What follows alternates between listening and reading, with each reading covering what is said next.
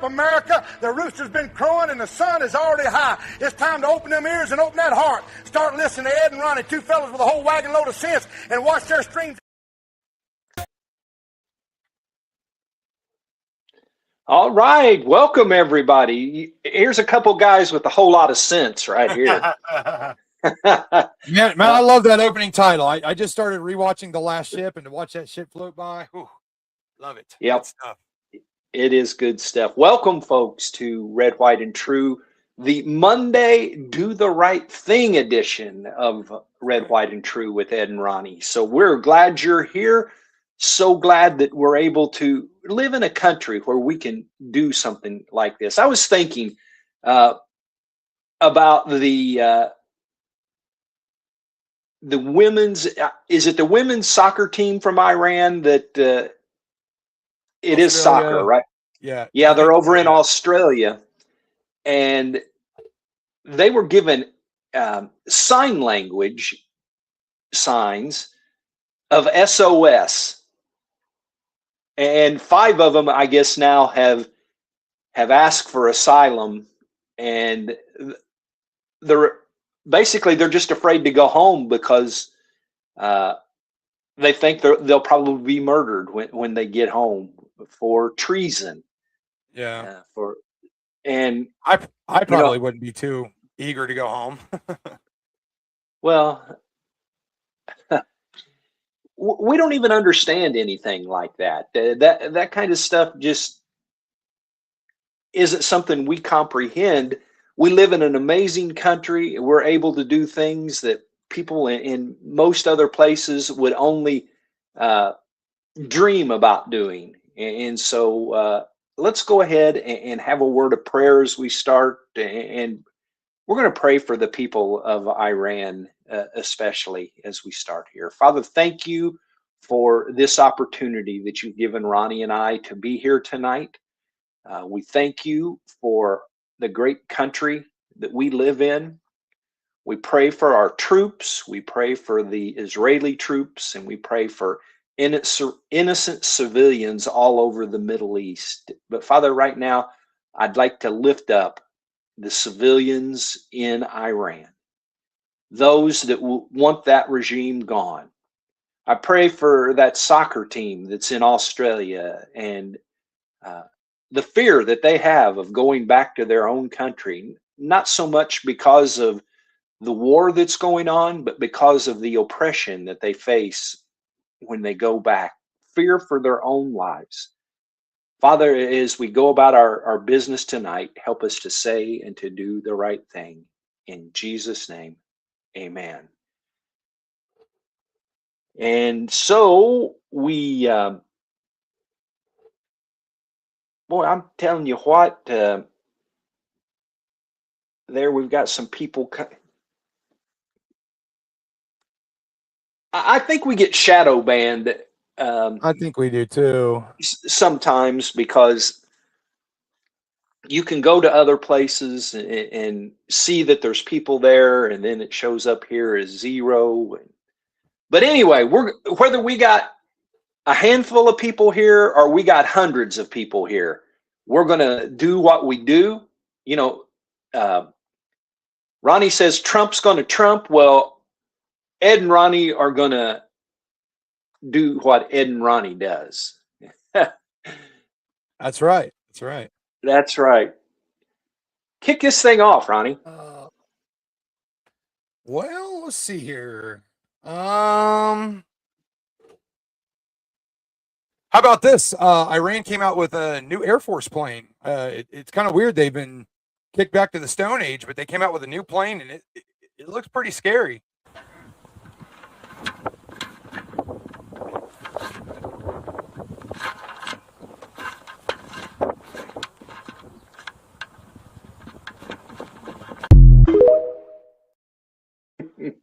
And can you imagine that going up against one of them F-47s or something? Whew. Yeah.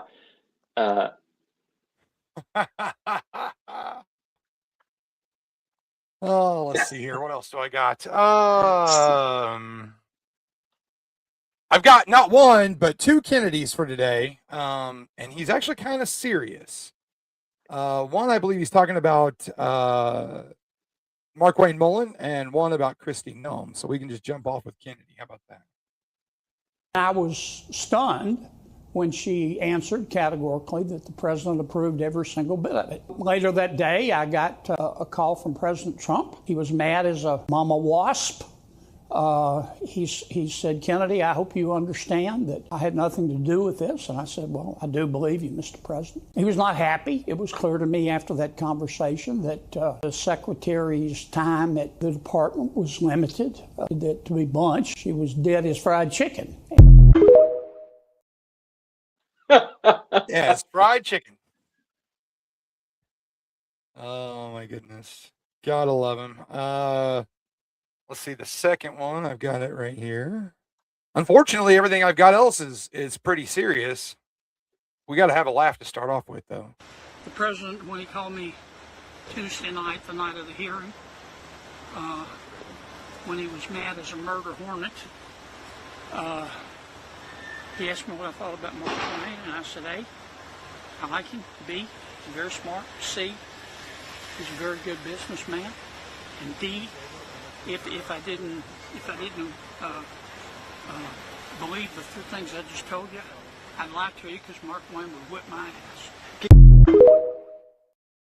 ass. Well, I actually have a Kennedy too, so oh my I need gosh, to share triple threat Kennedy today. Triple threat Kennedy. That's right. Let me share my screen and we'll get him on here.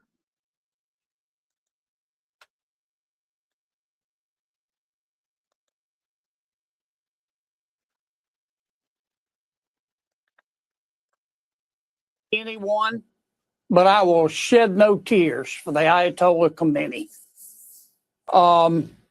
He won the coin toss, and he elected to receive. And boy, did he receive. May he rest in pieces. He died with the blood of millions of people under his fingernails.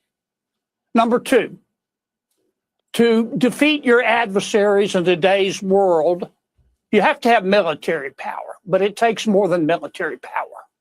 You have to have political will. I have watched 5, 6, 7 presidents refuse to stand up to the Ayatollah. President Trump has. He's got political will. He's got oranges. And like him or dislike him, the world is safer today because of what he has done. I don't hate anyone, but I will shed no tears for the Ayatollah Khomeini.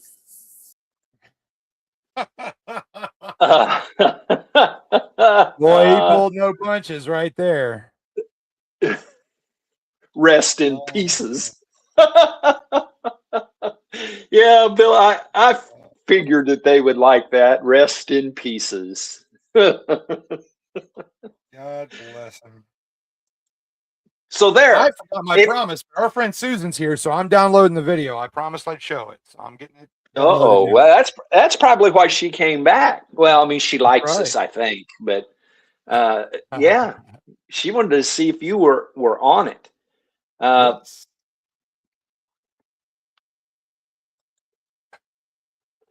It has been a day where I had to. Well, Susan, yes, we're going to. I've got some things on the Jesse Jackson funeral to share later on. So yes, we will cover that. And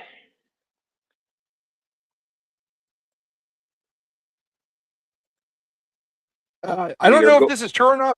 Jesse Jackson funeral, did he say something about President Harris? Because a bunch of presidents were up front, and I'm not sure about this, but I don't know if you know. He said something about President Harris, President Obama, Presidents Clinton, and then President Bush or something. No, the one you're talking about used Harris and Hillary Clinton as well as Bill Clinton. But yeah, he said Presidents Clinton. So, but no, it was a bad scene. So we'll cover that a little more in depth here in just a minute. You got what you're wanting to play? Yes. I won't play all of it because it's pretty long, but it's pretty catchy. This is like a rock war number 2. A rock war number 2. I like the look of those oil supplies. I'd be ashamed if someone invaded you. If someone invaded you. I saw that the other night when she brought it up, and I like how they used chubby JD Vance. That was pretty good. Yeah, there you go. There you go. And we said the other night, you got to have a little bit of fun. The world doesn't just stop because bombs are falling in part of the world. If that was the case, there would never be any laughter because there's war going on somewhere every single day, every day. Absolutely. I'm looking here. Well, let's go. I know you have several video clips of the president today. Let's go with that story right now. Yes, the press conference today. So he spoke with reporters at the Miami area golf club in his first formal press conference since the U.S. and Israel strikes began in Iran. He said that don't expect the war to end next week, but soon. And I've got 4 clips here. They were looking to take over the Middle East. We got there first. We're lucky. I'll tell you what, the Middle East and those countries, very rich countries, are very lucky that I was president instead of somebody else. Kind of got to agree with that. Amen. I saw on Facebook yesterday, it was, so we're going to another effing war in Iran. Well, somebody explained it to me like I'm a kindergartner, and it was pretty funny. It basically said U.S. had wussy president. U.S. no longer has wussy president. Iran FA'd. Iran FO'd. That's pretty simple. Yeah, I don't see how anybody else couldn't get that. Here's clip number 2. You have to take him out. Does he have a target on his back? You mean the new supreme leader? You mean the son? How can there be an Iran? Well, with I don't Ayatollah? want to say that, but I was disappointed because we think it's going to lead to just more of the same problem for the country. So I was disappointed to see their choice. Yeah, I was kind of disappointed too. And then didn't the Ayatollah's son get taken out as well? Didn't he just pass away because of complications from a bombing, an Israeli bombing? Well, if that happened, it's just happened. Yeah, I believe it's just happened. I got a message on it right before we went on. The clean cut guy next to you. Well, just wait. I have a new job opportunity, and I'm going to Kentucky on Wednesday to see what it's all about. I have to be cleanly shaved. So once again, so for the second time since doing Red, White, and True, I'll have to lose all of it. Look like a baby. You were here Saturday, you'd have seen this. But when don't be too upset because Tanya was with your mama. Yeah, I gotta allow it, I guess. All right, continuing with Trump's press conference today, here is clip number 3. As we continue Operation Epic Fury, we're also focused on keeping energy and oil flowing to the world. And I will not allow a terrorist regime to hold the world hostage and attempt to stop the globe's oil supply. And if Iran does anything to do that, they'll get hit at a much, much harder level. I will take out those targets that were easy and that I mentioned just before. We'll take them out so quickly, they'll never be able to recover, ever. If they want to play that game, they better not play that game. In the long run, oil supplies will be dramatically more secure without the threat of Iranian ships, drones, missiles, nuclear menace.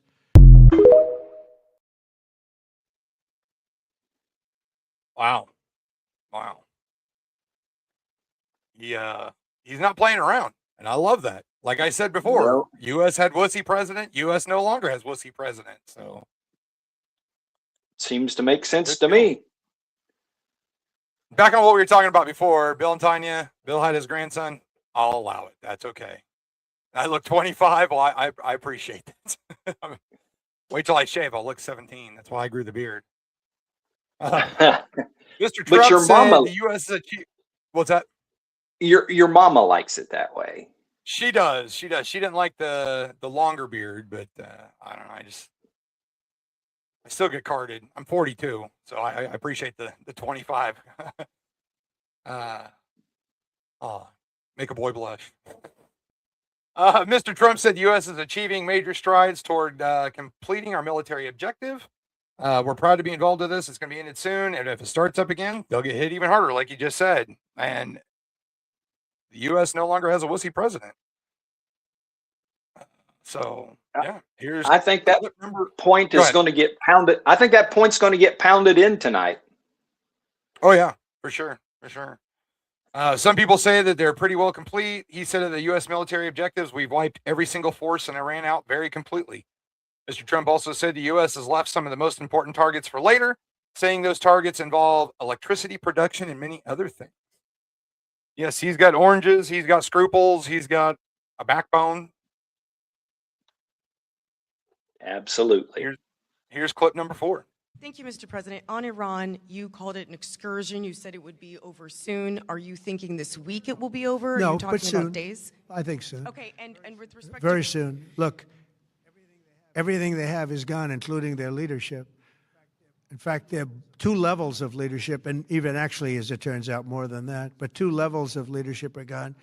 Most people have never even heard about the leaders that they're talking about. So it's obviously been very, very powerful, very effective. The president has said the United States' core goal is to eliminate the threat of Iran developing a nuclear weapon. He argued that if not for last summer's U.S. strikes on Iranian nuclear facilities, they would have a nuclear weapon within 2 to 4 weeks. Now, I kind of take issue with this because I've got several clips or seen of him saying for a year now that Iran's 2 weeks away from a nuclear weapon. So, I mean, were they really? Because you can't be 2 weeks away from a nuclear weapon for a year. Eventually, those 2 weeks are going to end. So, yep. Well, hopefully we put some dent into that back last year when we were there. But I got to admit, they came back from that. If you believe all of the back and forth that gets put out, they came back from that much quicker than I had anticipated. I thought we had kind of shut them down for a while, and now they, like you say, we're back to within 2 weeks or 2 months or whatever the number is away. So, you know, it's always going to be this way, whether you like the person in the White House or you don't like the person in the White House. It's tough to know what is rhetoric, and it's tough to know what is actually the case. And I'm not calling people liars, but, you know, BS like you just did. And that doesn't mean that we're not where we should be, because we are. And if you don't believe that, then we could go back to the story about the soccer team that's scared to death to go back to Iran. We could go back to Senator Kennedy saying he's been through 6 presidents or something like that that didn't do anything. And so, you know, we could go into that one kind of president by president, and you know, we can remember billions of dollars changing place in a runway, billions of dollars of cash on a runway, and wussy president. And so I've got some things here, no videos that go with it, but, you know, basically just what's happened in the last 48 hours since we've been on in the war. Going to track starting the second week of the war. Israel and the United States are pounding. I love that way that's phrased. They are pounding military targets deep inside Iran. What's that? Pounding?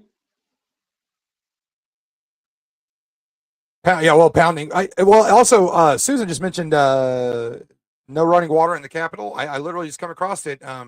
Escalating conflict across the Middle East is placing drinking water at risk for millions. Public health officials, fresh damage to critical infrastructure. That's pretty serious. Yes, I mean it could become Thank a you for that. I didn't know that. humanitarian crisis on that. Absolutely. Iran's still firing missiles and drones across the region. We're going to look at the things that are going on as we speak. Iran and their response, still launching daily missiles and drones at Israel. I seen a clip earlier of, actually it was the person that we watch regularly, Steve from Agenda Free, and I don't know if you've seen any of that, Ronnie, but he went on so fast that all he had on was a black T-shirt. He didn't have his shirt and tie. He always has a shirt and tie on, always. Usually when he goes live, people take bets of what shirt and tie color he's wearing. It's pretty funny if you watch the comments before he goes live. And he had cameras in Jerusalem. Well, he didn't. He was following cameras in Jerusalem, Tel Aviv, and one other place. And he was showing incoming missiles and interceptors all working at the same time. I mean, and you think that's how they've lived for basically their entire existence, the nation of Israel, since 1948. People probably don't realize that, but even back before October of 23, Hamas and Hezbollah and other of the proxies would send bombs, missiles into Israel every single day. And now, a huge percent would just land in an empty field somewhere. But I mean, everybody basically has bomb shelters. You know, here comes a bomb. Let's go downstairs. You know, here we go again. And again, that's another thing that we just don't have any clue about how to live in that manner. The Revolutionary Guards showcased another large salvo of missiles in honor of, and I can't pronounce Khomeini's son's name, Mojtaba or something as the new supreme leader. As we go, if he's still alive to even worry about finding out, he's like an international businessman. He's got holdings in London and different things like that. So be interesting to see what goes on there. Iran is also targeting all the other countries, and there's been some casualties in several places. I had it up on Central Command that I think Bahrain was the country, Russia and Iran put out that there was a strike, but the interceptor basically tore apart and killed 30-some people in a neighborhood. Of course, Central Command talked about it, and that was a lie. It was Iran that did that, and the confirmation from that came from the host country there. We talked a little bit about the president. He's demanded an unconditional surrender. I think we talked about that Saturday. He compared this to and beyond the 2003 shock and awe campaign, which twice the air power focused on Iran's military and regime outlets. Goal appears to be crushing Iran's ability to launch missiles and drones, hitting the Revolutionary Guard and the defense industry, and tightening the noose on the regime. I'm not really sure how much tighter we can make it on them. We killed like Right. a huge percent.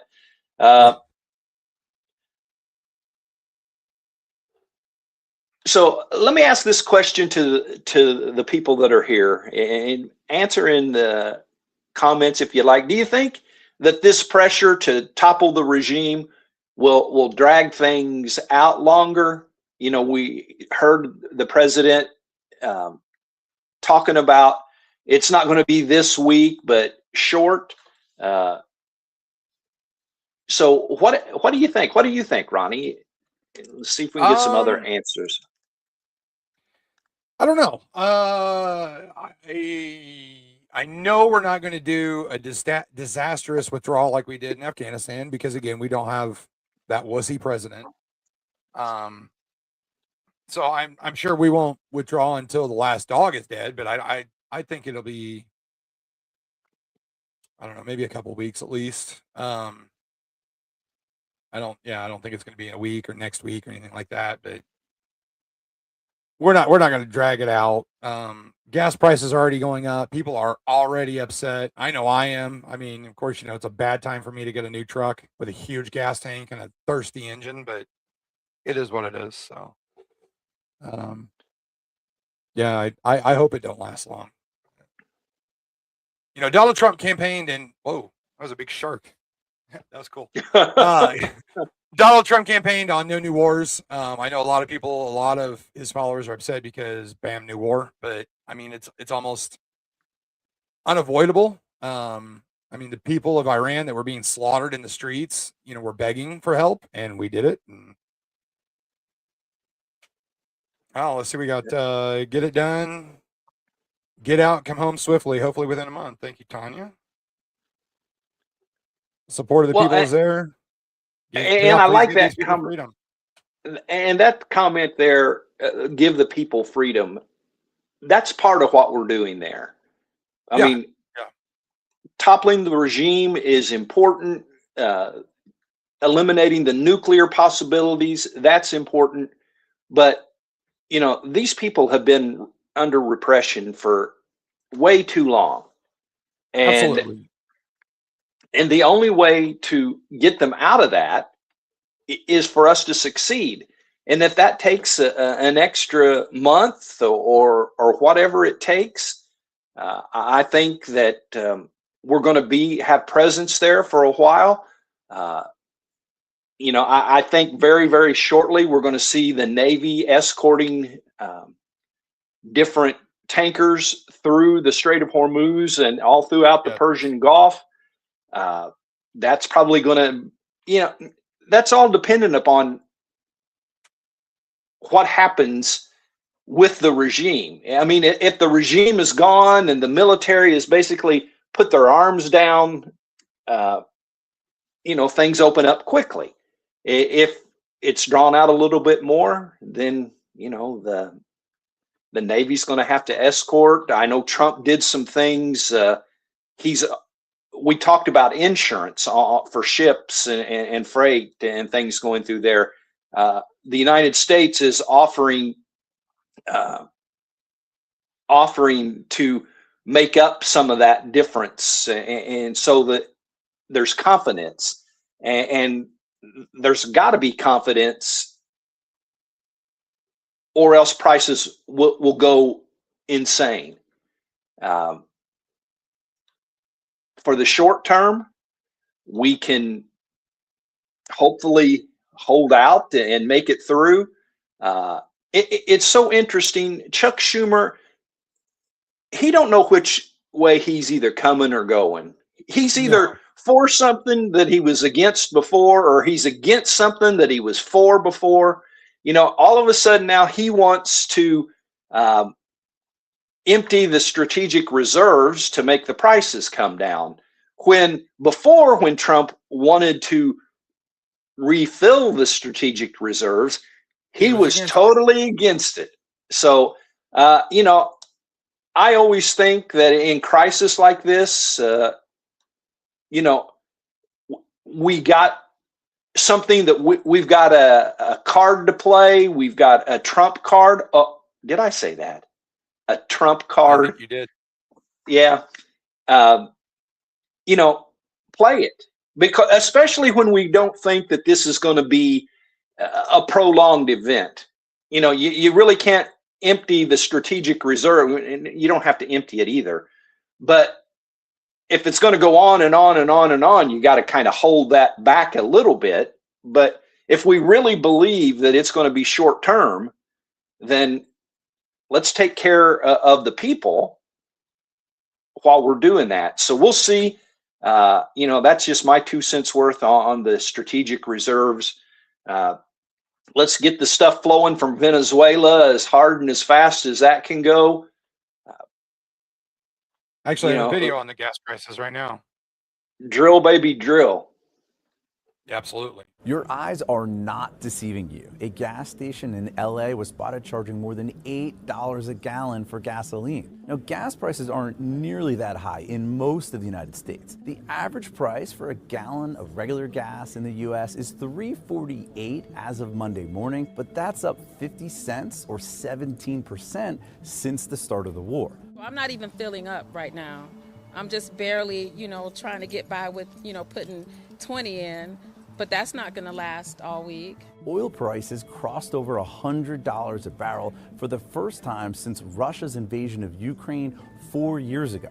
The price of oil could keep rising and go even higher if travel through the Strait of Hormuz doesn't resume soon. Iran has threatened to attack vessels that go through the strait. That's the narrow waterway where roughly 20% of the world's oil travels. And analysts say this is by far the biggest disruption to oil production on record. The Trump administration says they're trying to fix this. They've announced a plan to provide insurance to oil tankers passing through the Strait of Hormuz. They also say they're working to secure naval escorts for ships, but a concrete plan has yet to emerge. In a social media post, President Trump called the rising oil prices a, quote, very small price to pay. The real question is, how long does this last?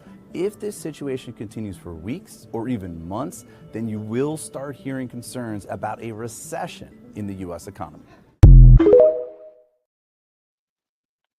Of course, that was a biased, left-sided view from CNN, but I don't think it's going to be that bad.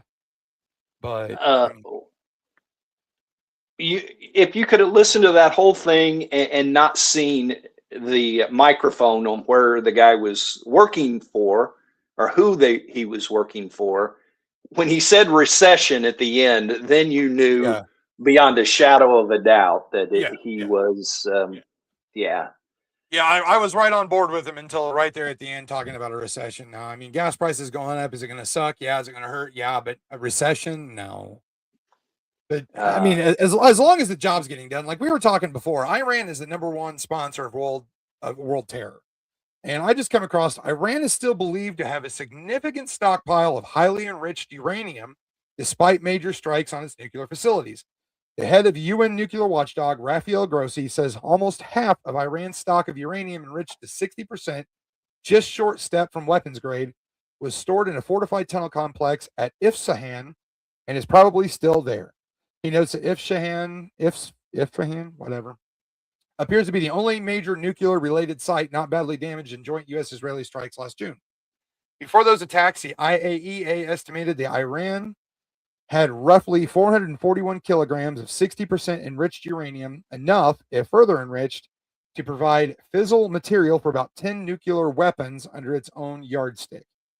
Grossi says a bit more than 200 kilograms of that 60% uranium was at Isfahan at the time of the last inspection, with some additional material at other sites like Natanz, which was also hit but believed to still hold some stock.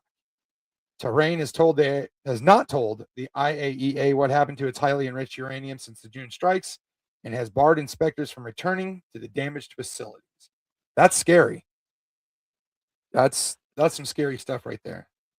I had read a story a day or two ago about how they're going to, the decisions that will have to be made on what to do with that, how to remove it, who's going to get it, all of those things, for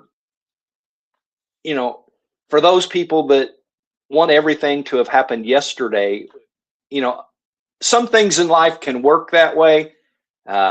War doesn't usually work that way. You know, those people that want it done already, did they give any thought to how those things were going to be removed so that it doesn't happen again here in a few years? You know, we would like to fast forward and see what the outcome of this is going to be. Is it going to be a new government that is friendly to the world? Because, you know, when 1979, that's way past your entire life. That is, I was a junior in high school in 79. So basically all of my adult life, all of I've known is Iran as a terrorist sponsoring pieces of crap. Hopefully that is going to be different here in the near future.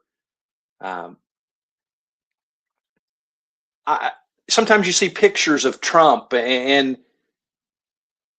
think about all of the things that are on his plate. Forget whether you like him or don't like him, you know, and whether you agree with policies or don't agree with policies, whether you like it or not, we're in a war with Iran. Whether you like it or not, we did the Maduro thing. Whether you like it or not, the southern border is still an issue. That with all of the illegals that were let in. So all of those things, whether you like his response, you don't like his response, the weight of all of those things, which is each one in itself major issues. And he's dealing with all of them. And I know people say, well, he knew what he was getting into and he caused the problems himself. And go ahead, say whatever you like. You know, you can be stupid and do it out loud and let us all really realize how stupid you are. But right. I mean, think about the things that you and I get stressed out about around here. And then just add one of those things to our plate. First of all, we would have no idea how to deal with it. No. Hazel. Yeah. I mean, I was stressed. I was stressed yesterday when I had to go pick up an injured cat. You know, I didn't want to deal with it. All I wanted to do was take a nap because I had a really bad migraine. But yeah, I mean, Donald Trump doesn't get to just take a nap because he's got a migraine. You know, he's always gonna. Well, you look at things, and in this hand you've got an injured cat. In this hand, you got 60,000 Iranians that were massacred by their own government. You know, that ought to put things a little bit in perspective too. And you know, we need to make sure, again, whether you like him or don't like him, he's the president of the United States, and he will be for almost 3 more years, a little less than 3. And so pray for him. I mean, for years and years and years, I've heard people say, well, if you really don't like somebody, pray for them. You know, and so I wish that the biggest thing you can do for your enemy. Yeah, pray. Pray for your enemies? Yes, it does. Somewhere in there, in one of those books. Something to that effect. Now, I want to go ahead before we get too much farther and play this Jesse Jackson funeral issue. It's going to start. This is going to start with a pastor, and I believe it was yesterday that he probably was saying this, and then it's going to continue into more of what went on at the funeral. So let me share my screen.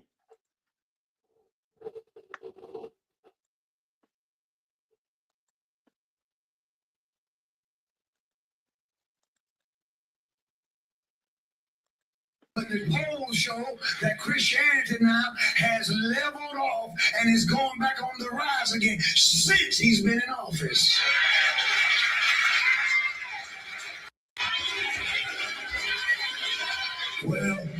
there are other things. What other things? What's more important than life?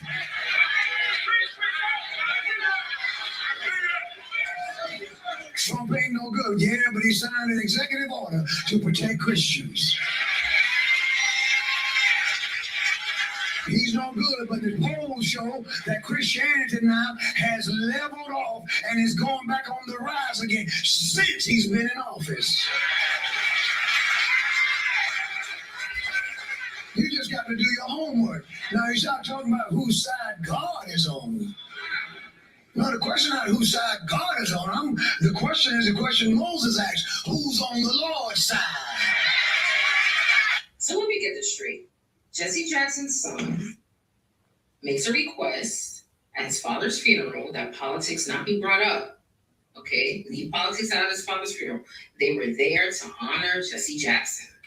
And what do the Democrats, especially Kamala and Obama, do? What do? They say, yeah, forget your request. We're going to use this time to stand up at the podium and show our symptoms of TDS. You got Kamala talking about, I told you so, I saw it coming, I told you so. And Obama had his little spiel. I'm like, how inconsiderate, how selfish, how prideful, how disrespectful do you have to be to do something like that? Especially when a specific request was made. It's absolutely. Do not bring your politics out of respect to Reverend Jesse Jackson and the life that he lived to these homegoing services. Come respectful and come to say thank you. But these homegoing services are welcome to all, Democrat, Republican, liberal, and conservative, right wing, left wing, because his life is broad enough to cover the full spectrum of what it means to be an American. We only ask people to come and be respectful in the context of the extraordinary life that he lived. Each day we wake up to some new assault on our democratic institutions. Another setback to the idea of the rule of law. An offense to common decency every day you wake up to things you just didn't think were possible. Each day we're told by those in high office to fear each other and to turn on each other, and that some Americans count more than others. I don't care what they do in Washington. I care what we do in the community. We beat people bigger than Trump. We fought people harder than them if we stand up and be what we're supposed to be. It's in bad times like that. We're in a tough spot, folks. We got an administration that doesn't share any of the values that we have. And I don't think I'm exaggerating a little bit. Let me just say, I predicted a lot about what's happening right now.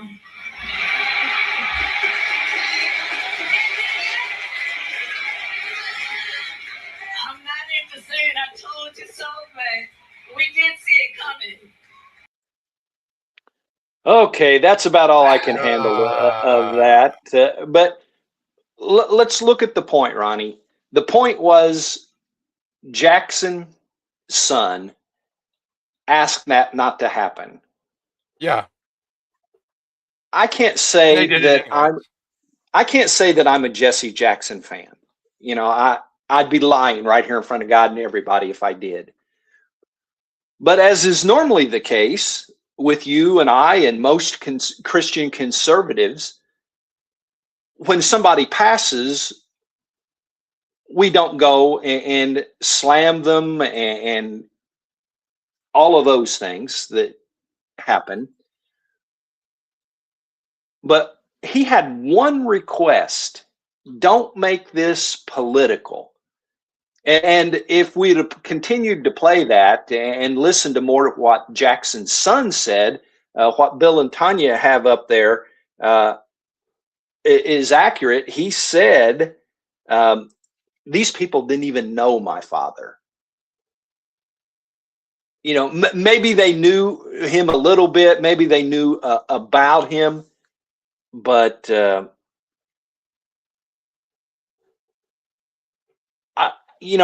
got to say, if I would have been Jackson's son, I'd have probably went up and interrupted. Yeah, told him to knock I'd it have off. probably, I would have either said that, no more guests are going to speak, or if you bring up politics, we're going to cut your mic, or something. But I mean, I guess to his credit, he didn't make a scene, because it would obviously have been an international scene, and yeah, turned off the mic. I think that story right there, Ronnie, says everything that people need to know about the current state of the Democrat Party. I mean, Jesse Jackson was one of their own. He ran for president twice as a Democrat. He was definitely one of their babies. And they couldn't respect him enough for one day to just keep their stupid mouth shut. And why in the world they let absolutely Kamala? No surprise. No surprise. Why in the world they would have given Kamala a mic just makes no sense to me. I mean, the other ones were cackling Kamala. Well, it was funny. You laughed. I could hear you laughing when the lady in the video was making fun of her and holding her nose like that. And then we got to hear the real thing. We didn't laugh at the real thing. We laughed at the person making fun. But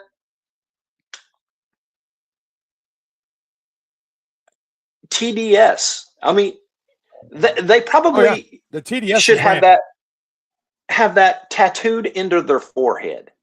TDS, because they cannot go to a funeral of a well-respected by the Democrats individual and just shut up. Yeah. And Mary's right. Biden he was telling a story about when he was a kid that he had a speech impediment. He stuttered or something, and people made fun of him and things like that. Well, he got up there, and when he was telling that story, he said of those people who were making fun of him and all those people that are out there, that he was a hell of a lot smarter than most of them were. And basically he's talking to the audience. I'm smarter than you are. Well, did he talk about Corn Pop? It's been a while since we've heard about Corn Pop being a bad dude. Yeah, you take him out back and yeah. So get a chain and all that, yeah. And I'm not sure why all of that was put together in that manner, but I got it last second. The first guy, he started out, and I couldn't get it to exactly click right on time, talking about how could you be a Christian and support the Democratic Party? And so, and I've heard him talk about that before. I've heard that pastor other times. I try not to go there. That's one thing I've heard both ways, though. That's one thing I've heard both ways. How can you be a Republican and vote for Trump, or be a Christian and be a Republican? How can you be a Christian and be a Democrat? I've heard it both ways from some pretty tough people, and to me that really just kind of bothers me. Now, well, I think understand some policies. I mean, how can you be a Christian and be all for abortion? Right, and I think you know me well enough to know that you don't hear me say that. Because I've never heard you say that ever. Our salvation is between us and God. And I promise anybody that is listening that when you are standing at the throne of judgment and you're facing God and Jesus is right beside you, being your intercessor, the question will not be, were you a Republican or a Democrat? Yeah. Because what would it matter? Real quick. Why was no Republicans there, though? I tried to Google it. Probably because they were all at work. They were doing government things. Sorry, go ahead. So that's a big reason of why you don't hear me say it, because I think there's going to be people from most denominations that are going to be there. Oh, yeah. If the denomination believes in the plan of salvation, I believe that there's going to be people that are there, because it's not about your denomination. It's about you as a person. So that's where I believe that, there will be people in heaven that have a D after their name that don't support abortion, don't support the things that are against the Bible, or that go against the Bible. And, R&D don't matter. There's nothing in the Bible that talks about R&D or anything that's even representative of that. And so, even I, for independent. Yeah. Yeah, I agree. That statement bothers me. I mean, I can see where some people are coming, because how can you be a Christian and be for abortion? How can you be a Christian and be for capital punishment? That kind of thing. Because I'm a Christian and I'm for capital punishment and I'm against abortion. I'm okay for one killing, but not okay for another.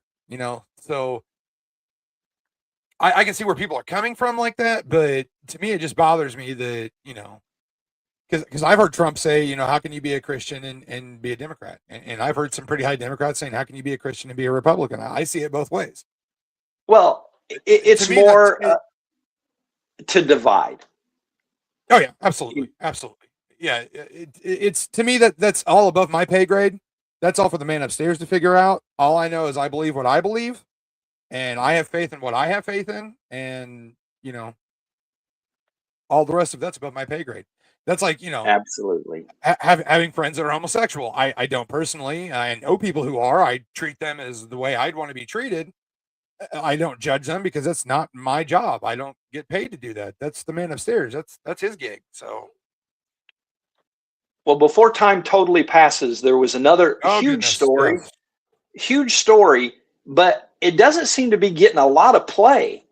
You kind of got to go looking for it, and that was the terrorist attack, which is what it was, in New York City over the weekend. And I'm thinking, how do you got to go looking for information on a terrorist attack? And I know you've got some things, and we'll go with yours first, and then I've got some things that just discuss. So let's go with the video. We may take this a little bit over, but that's okay, because this is really important. And I'm glad you brought it up, that it was important. And I had to go looking for it myself. I had some assistance looking for it. But, we've talked on here since the war in Iran began, the strikes in Iran, about homegrown terrorists or sleeper cells.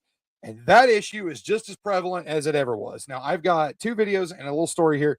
Federal prosecutors, excuse me, long day, says two young men inspired by ISIS tried to carry out a bombing as a protest outside Gracie Mansion, the New York City's mayor's residence. 18-year-old Emir Balat and 19-year-old Ibrahim Kaimer, both from Pennsylvania, are accused of attempting to detonate two improvised explosive devices during dueling protests on March 7th.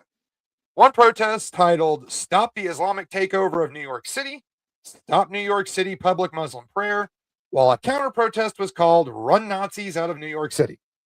According to the Justice Department, Lot allegedly lit and threw one device toward a crowd of protesters, and the other moved to get a second device from Kayumi. Investigators say the device contained TATP, a highly volatile explosive often referred to as the, quote, mother of Satan, and was packed with nuts and bolts to maximize casualties. Now, I did a little research on this TATP. It's also called the Apex and the mother of Satan. It's organic peroxide and a primary explosive. It's produced in the reaction of acetone and hydrogen peroxide to yield a mixture of linear monomer and cyclic dimer, trimmer, and tetramer forms. And I just realized that I searched this thing up, and now I'm probably on a list if I'm not already on some kind of government list. But that's all right. Let's go with the video. Why'd you throw the bomb?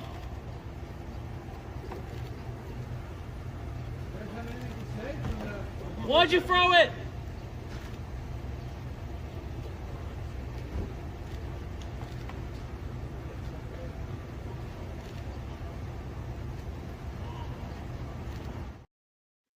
That didn't hold a whole lot of information, but he was doing this finger thing, and I looked that up, and that is an ISIS salute. I guess with his little poop eating grin there, I guess. But I just kind of like how the dual protests stopped the Islamic takeover of New York City, stopped New York City public Muslim prayer, and then run Nazis out of New York.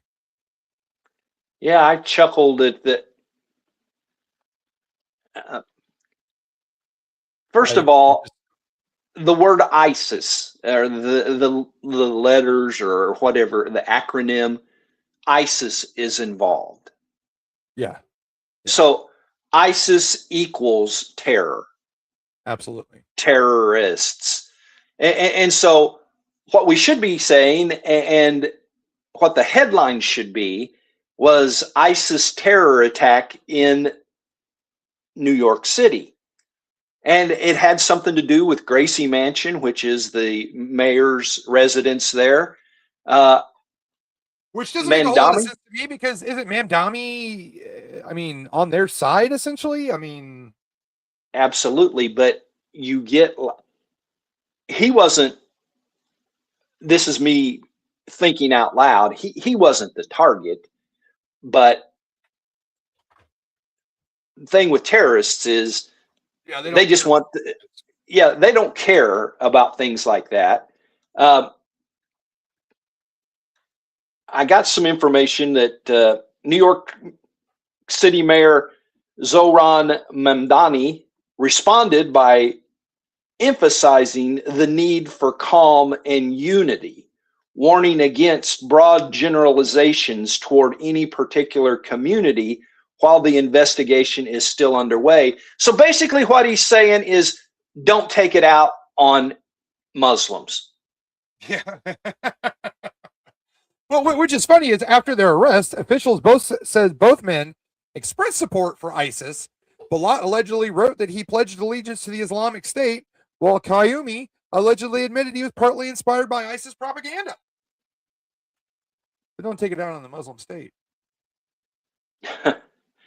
An opinion here. Some conservative commentators and political leaders criticized Mamdani's response, arguing that the mayor's comments focused too heavily on avoiding political rhetoric instead of directly addressing concerns about terrorism and security.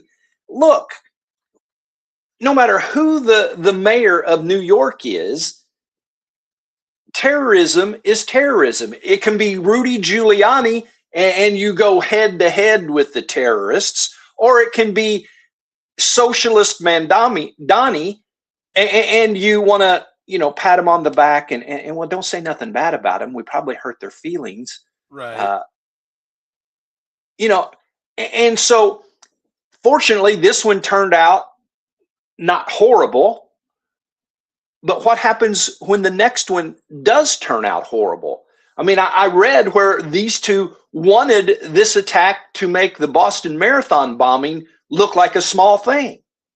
And when you hear what was in the bomb, all of the shrapnel that they had placed in there to get maximum damage, it's, I hate when they make us look right, especially about topics like this.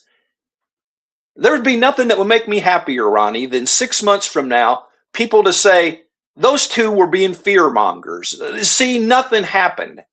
That would make me really happy. Yeah. You know, I'm not afraid to admit if I'm wrong about something. And there are certain things that I want to be wrong about. Yeah. You know, I don't want to sit back like this and be all happy and say, see, I told you so. I'm not Kamala Harris. See, I told you so. I don't want that. I don't either. In the end, no one was injured. Two are facing federal terrorism charges, including attempting to provide material support to a foreign terrorist organization, use of a weapon of mass destruction, and multiple explosive offenses, with potential sentences of up to a life in prison if convicted.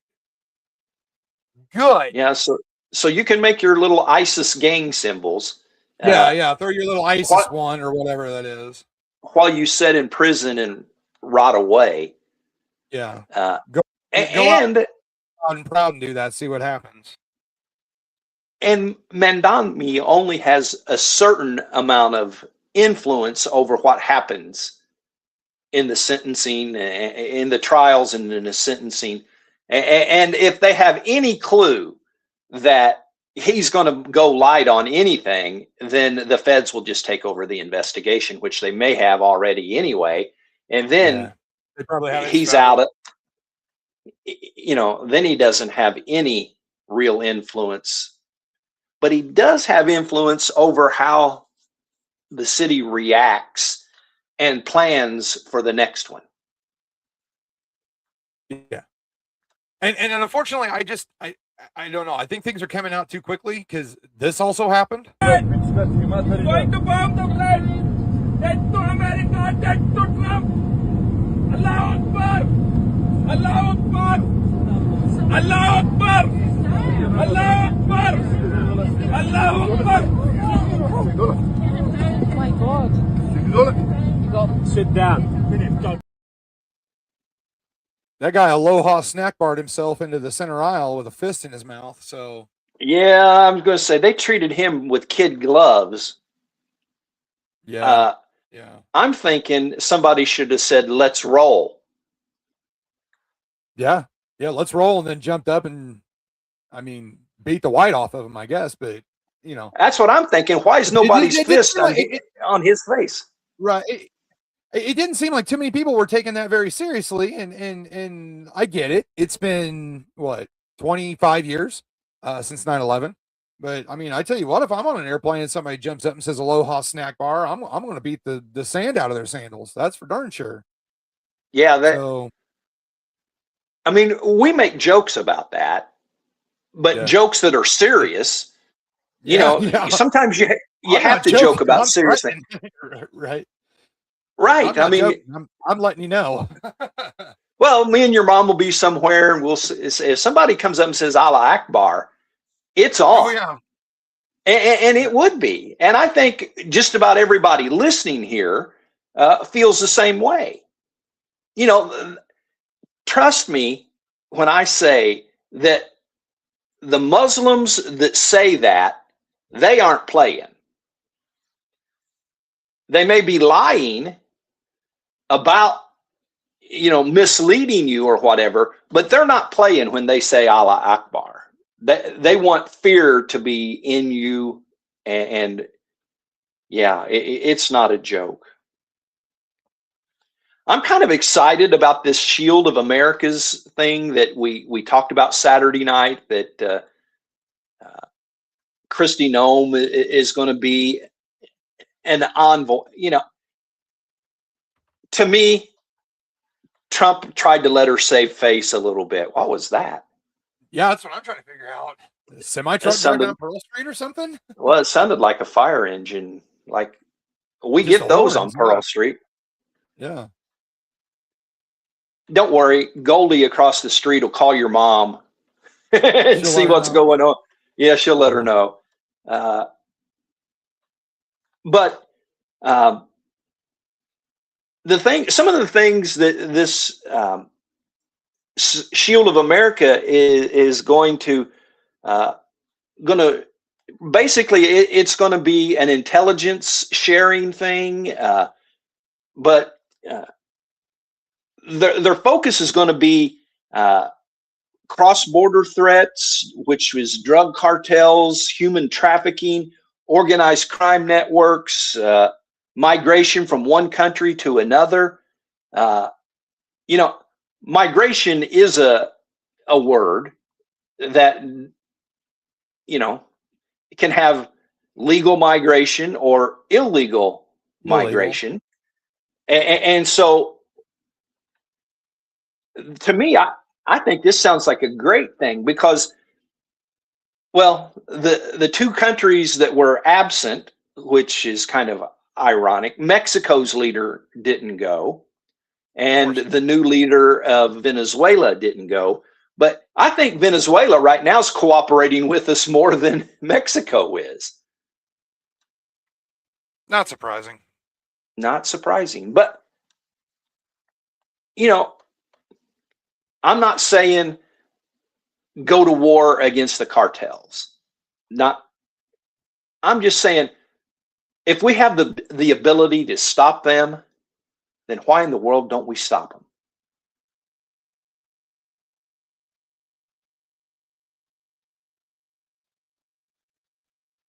Right.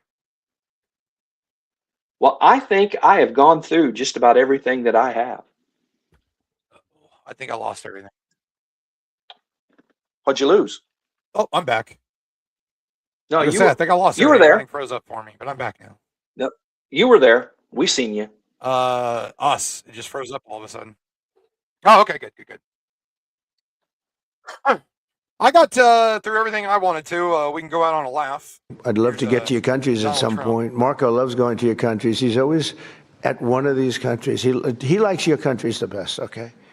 He's got a language. He's got a language advantage over me because I'm not learning your damn language. I don't have time. I was okay with languages, but I'm not going to spend time learning your language. That much I won't do. Just give me a good interpreter. Interpreter, very important. And I know if somebody's good. I may not speak the language, but I know I had an interpreter recently that wasn't good, talking to a very strong person from a different part of the world. When you go,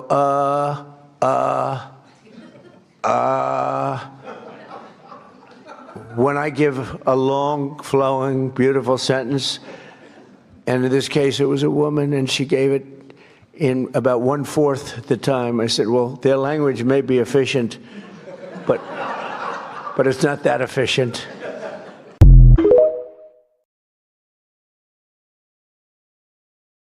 I think that was right about the same time that Hegseth had just said that Hegseth said something about speaking American. Yeah. Because I showed that on Saturday, but I just like that. Yep. I'm not taking time to learn your damn language. Well, I think actually you are lagging a little bit, so there is some issue that we've got going on. So say goodnight.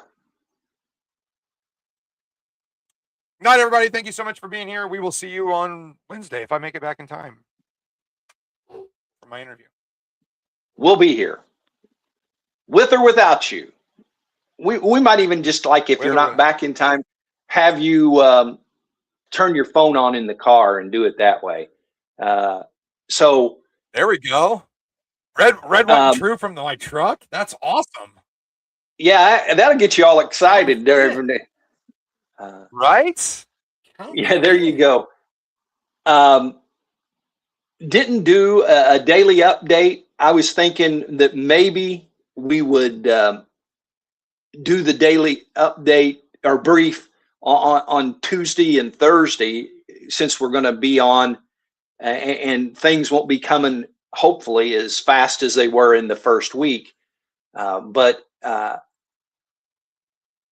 Ronnie may be able to do Tuesdays and I can do Thursdays, and we'll just see. Everything always is subject to change and to being different.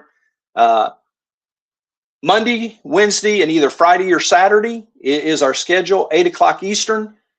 We love having you here with us. We enjoy what we do. Thank you for your support in person here in the comment section, for the pats on the back that we get in other ways. And until we see you again, go out and do the right thing.